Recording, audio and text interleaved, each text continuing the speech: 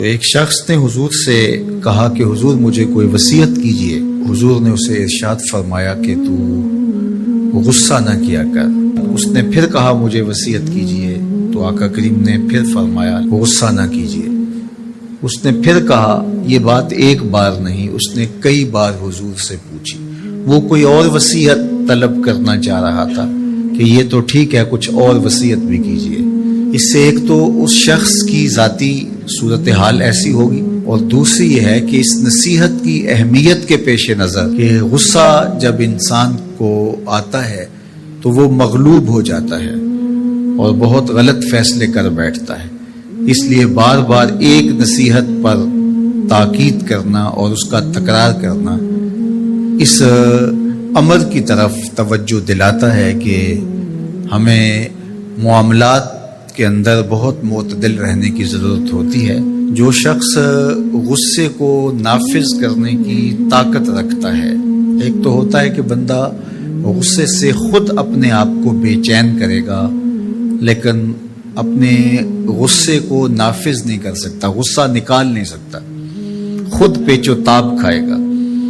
لیکن یہ وہ شخص ہے جو غصے کو نافذ کر سکتا تھا، اس کے پاس طاقت تھی، لیکن اس نے اس کے باوجود غصے کو ضبط کیا۔ حضور علیہ السلام نے ارشاد فرمایا، قیامت کے دن اللہ تعالیٰ لوگوں کے سامنے اسے بلائے گا، تو اللہ تعالیٰ اسے اختیار دے گا کہ جنت کی حوروں میں سے جس کے ساتھ تم نکاح کرنا چاہتے ہو، جس کے ساتھ تم رہنا چاہتے ہو، تمہیں اس کا اختیار دیا گیا ہے، اس لیے کہ تم نے اپنے غصے کو ضبط کیا، اس کو نافذ کرنے کی طاقت کے باوجود۔ اور ایک روایت حضرت سلیمان بن سرد رضی اللہ تعالی عنہ سے مروی ہے، کہتے ہیں کنت جالسا مع النبی صلی اللہ علیہ وآلہ وسلم، میں حضور علیہ السلام کی مجلس میں بیٹھا ہوا تھا۔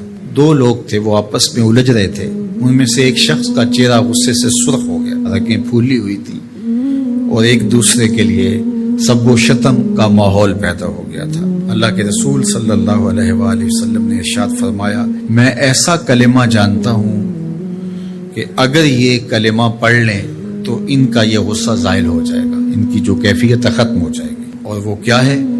اعوذ باللہ من الشیطان الرجیم۔ یہ پڑھ لیں تو جو ان کے اندر ہے وہ چلا جائے گا۔ تو لوگوں نے اس شخص کو کہا جس کی رگیں پھولی ہوئی تھی اور غصے سے اس کا چہرہ سرخ ہوا جا رہا تھا کہ تعوذ پڑھو، اعوذ باللہ من الشیطان الرجیم پڑھو۔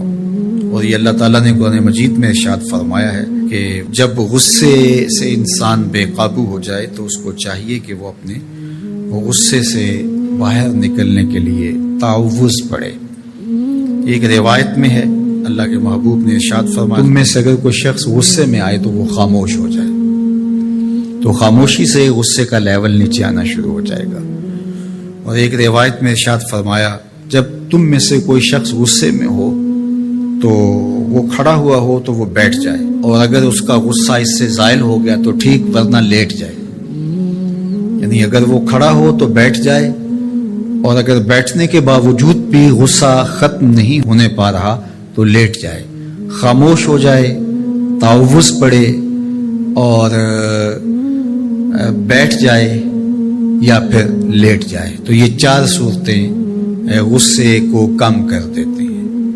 تو غصے کو نافذ کرنے کی بجائے کوشش کرنی چاہیے کہ غصہ جو ہے وہ فروغ ہو جائے، کیونکہ غصے میں انسان ایسے امور کر لیتا ہے کہ بعد میں اس کو سخت پچھتاوا ہوتا ہے۔ اگر کسی شخص کے ساتھ قرآن مجید نہیں ہے، قرآن مجید کے 2 رکوع 4 رکوع آدھا پارہ اگر کسی زندگی میں روزانہ کی بنیاد پہ نہیں ہے تو اس کی زندگی کا نور اس سے روٹ گیا ہے۔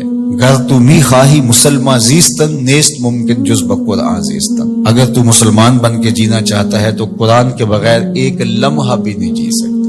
تو قرآن کو اپنی زندگی میں اس طرح داخل کر لیجئے گا کہ اٹھتے بیٹھتے چلتے پھرتے تمہارے ساتھ قرآن کی تعلیمات جڑی ہوں، کوئی دن قرآن مجید کی تلاوت سے خالی نہ ہو۔ ہمیں اس کی ترغیب دی گئی ہے، اور یہ خوش بختی کی علامت ہے کہ تمہارے ساتھ قرآن ہو۔ فرمایا گیا کہ وہ سینہ ایک قبرستان کی طرح ہے جس میں قرآن نہیں ہے۔ تو ایک تو قرآن مجید کی کچھ صورتوں کو باقاعدہ یاد کر کے اپنے سینوں میں نقش کرنا چاہیے، جس طرح سورۃ الملک ہے قرآن مجید کی دوسری صورتیں، اگر اس کے علاوہ بھی آخری پارہ جو ہے اگر سب یاد ہو جائے تو کم از کم آدھا پارہ آخری یاد کر لیں۔